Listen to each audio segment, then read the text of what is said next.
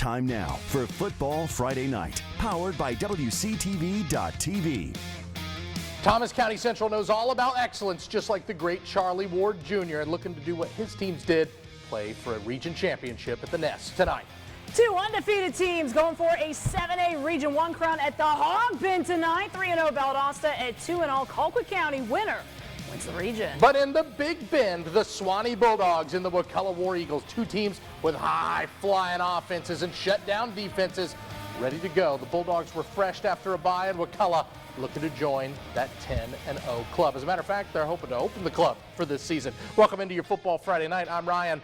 That's Alison. You'll meet Sid a little bit later, but wow. Woo! If you like big rivalries, you have come to the right place. Yeah, tonight was a night. Huge games across the Big Bend and South Georgia, and with just 2 weeks to go in the regular season, I feel like tonight was a much-needed change of pace, maybe. A lot of close games, too, for the first time in a while. And if you look at next week's schedule, it's going to be more of the same for sure. But, hey, let's not get ahead of ourselves. A huge game at Paul Langford Stadium as the Suwannee Bulldogs hope to not fall to their second straight in their second straight rivalry game. Sydney's got more from your Game of the Week. The biggest question heading into this week's Game of the Week was the Wakulla offense and the Suwannee offense going to go back and back in a shootout, or where the defense is going to show up and shut things down early. Well, this one would be a battle until the fourth quarter as Suwannee and Wakulla went head-to-head fighting for a district championship. We weren't sure who was going to start in the shotgun for the Bulldogs, but freshman Coy Fryer getting the first snaps. Now Fryer drops back. He's going to sling it to Cody Lang. Cody Lang makes the first strike against the War Eagles as they go up 7-0. Wakulla will go 3 and out on their ensuing drive as Hayden Cleese is swallowed by that Suwannee defense. Fryer again, he's going to hand this one off to Owens, who finds his way through the hole. He's got nothing but green ahead of him as he's able to take this one all the way, and the Bulldogs get an early 14-0 lead. Wakulla would add 3 to the board, but that's not enough. We're going to skip. It's fourth down. The War Eagles are in the red zone. Cleese rolling out, dodging the Suwannee defense, and he's finally able to connect with Nehemiah Chandler. The refs threw their hands up, so Wakulla puts their first 6 up in the game. Seconds to go in the second quarter. Wakulla with the ball. It's 4th and inches as Cleese tries to keep it himself and get this one in the end zone, but that Bulldog defense says not today as Suwannee goes up in the half 14-10. That score would hold heading all the way into the fourth quarter. Big house call needed for Wakulla, and they're able to do just that. Cleese launches this ball deep. He finds his guy Samron Brinson, who had been shut down for most of this game. Not here. Defense able to shut Suwannee down. In comes Cleese and company looking to do some more damage. Cleese this time looking deep. He's got his guy once again. Samron Brinson again, almost the exact same play as Wakulla goes on to get the win, 24-21, and clinch the district title. And it's a war. We knew it was going to be a war. We talked about that earlier, and we talked about it with our team, and it's a great high school football game. Neither team quit, and it just comes out of the wire that we made a couple more plays, but it could have went either way. I'm so proud of our guys just staying in there playing hard. From Live Oak with this week's Game of the Week, I'm Sydney Wicker, WCTV Sports. I like a little dance there right? at the end. I don't know what that's called, but it was great. What a ball game. Wow, what a ball game. Credit Suwannee so much. A really tough one after coming off a bye. They gave it everything they could, did a little quarterback switcheroo. But the War Eagles, they just keep finding ways. And they're undefeated for a reason. They have all that experience. Samron's name we heard a lot tonight. Hayden's name we heard a lot tonight. Veteran quarterback leading that offense. That's why they are what they are, and that's why that team is going to be so good this postseason. I'm pumped for it. Both these teams going to be real tough outs in November. We're just getting started on Football Friday Night. Why don't you come on back and watch a little bit of fun on Meridian Road as NFC hosts Munroe. Come on back, y'all. We'll see you then.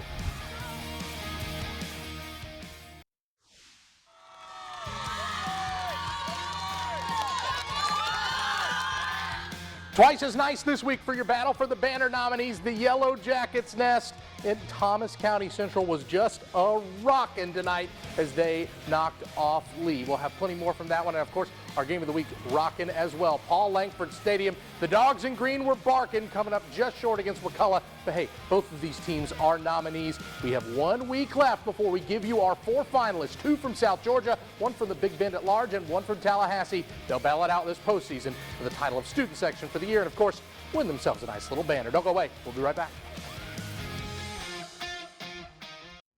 A lot of good football, Ryan, and kind of ironic because we have just 2 weeks to go in the regular season. It's wild. Getting down to the nitty-gritty. So your last chance to make your way into the postseason, and for some teams, you get a chance to win a region title. Absolutely. That was the case at the Jackets Nest tonight. We just showed you how crazy the atmosphere was, looking for their first back-to-back region title since 06-07. The Lee County Trojans standing in the way. And here we go.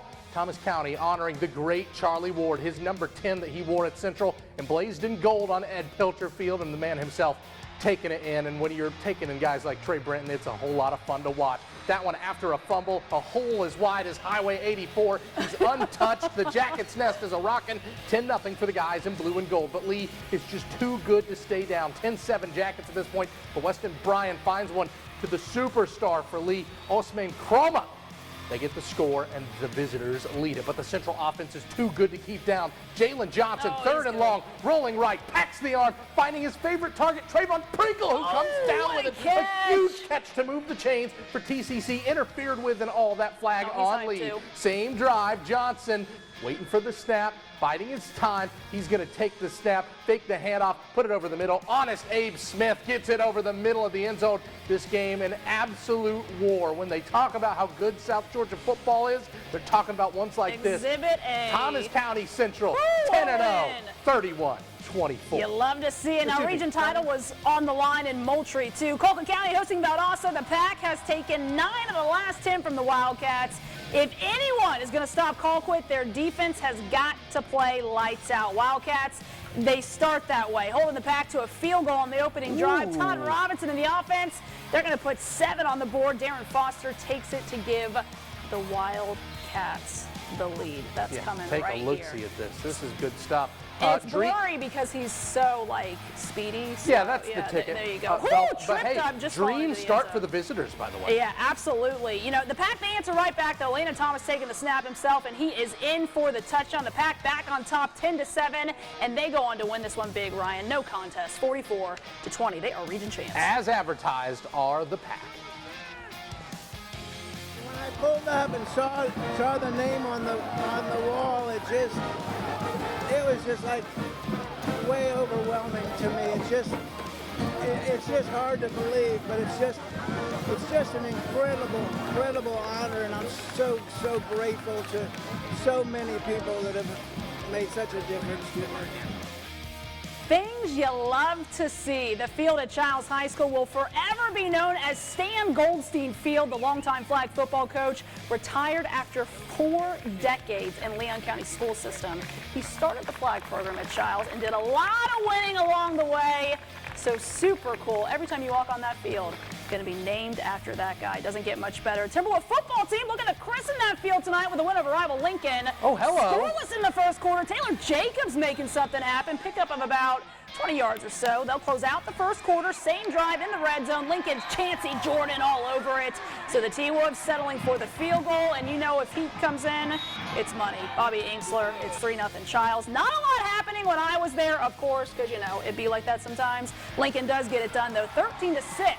The final over Chiles. Big win for the Trojans. Yes, indeed. Coach Shane Boggs and the boys just a rolling at Brookwood, hosting Terrell Academy, who always seems to give the Warriors fits.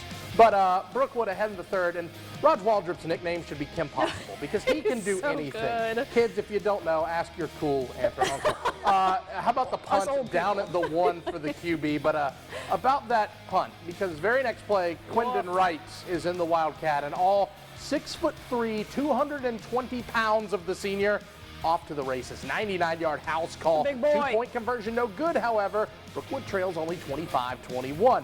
Warriors need a spark, though, and they'll get one. Waldrop, Seth Boggs takes a licking and keeps on ticking just like an old watch. First down for Brookwood. Later in the drive, 4th and medium. Waldrop, Rex Schofel over the middle, keeps the chains moving for the good guys in blue and white. And that would set up this. Waldrop back to pass again. Schofel open again. Brookwood goes for 2, gets it 29-25.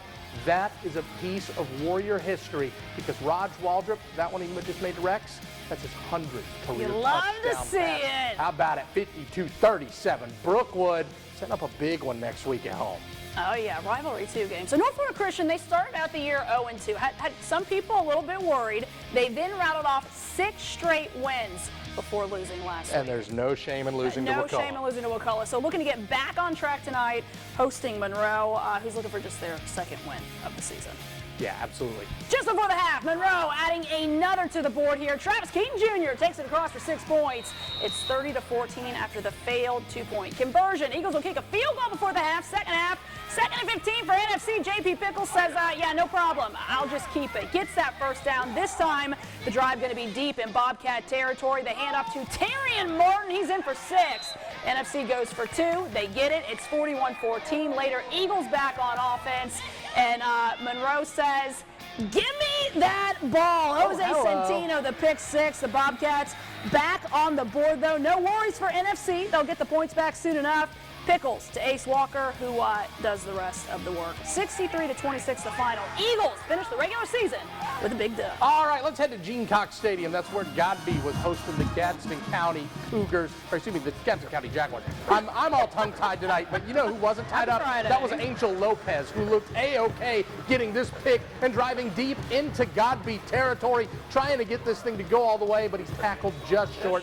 Listen, just take a look-see at your final here, because Gadsden had a whole lot more plays like that. The Jags get it done, 46-28. All right, let's head over to Florida High. The Seminoles hosting Marianna tonight, and you can't get a much better start than this. The opening kick, Jaden Threat's gonna take. Yeah, he's a threat, all right. One to the house. Threat with the double T. Yeah, after the weird squib kick, too, yeah, he does it. That's how good he is. And the rest of this game going just like that. Tyson Howard, he is going to catch this touchdown for Florida High. Florida High just rolling tonight. Let's get a look at that final. Cruising shutout win, 38-0 over Marianna. All right, to the Dead Sea, one of our favorite spots in all of high school football. Rickards playing its annual home game on campus. Kamarian Battles going to get the big carry. We actually found out we have been saying Mr. Battles' name wrong. I got you. Marianna was the key to that touchdown. 6-0 for the home team early. Arnold trying anything, but as you can see, just not the team for Panama City tonight. Just take the final. You get the idea. Rickards bigged up, 66-3. Happy homecoming, boys. In the first half in this one, Madison County on the road at Chiefland. Cowboys up 24-2. Jason McDaniels with the carry here, going to say, get out the way. Sprints down the line, cuts inside. Oh, my tries goodness. to find an open. Oh, my Is he going to go? Oh. Keep on going, young man. Just gets tackled by Chiefland's defense there. A flag on the play, though. Oh, it come brought it on. right back. Xavier Bryant faking the carry, looking to throw. Bulldozed by Chiefland's defense. Indians, another impressive stop. It's almost like another station cut these to make this look like Chiefland kept it close. Because Madison County, here you go, John Christian, that touchdown makes it 31-2. Yeah, Gainesville's trying to be a homer there. Madison County, no issues. 44-2 on that one. In fuego are the boys in maroon and silver. Hey, let's take a look-see at your big board. Lots of interesting games, especially out in South Georgia tonight. So let's go ahead and get to them. Unfortunately, Osceola Christian falls. That score is wrong. It's 31-7 Flint River, but Flint River's a really good team. Lafayette stays hot. Hamilton, how about the win for the Trojans? There you go. We talked about Brookwood getting that big win, setting up that big game next week against rival Valwood. And Valwood got a big win against Deerfield Windsor. Lanier County, look at the Dogs, 56-13. I think football feeding off a certain softball team. Just throwing. Yeah, we'll talk about that right after this.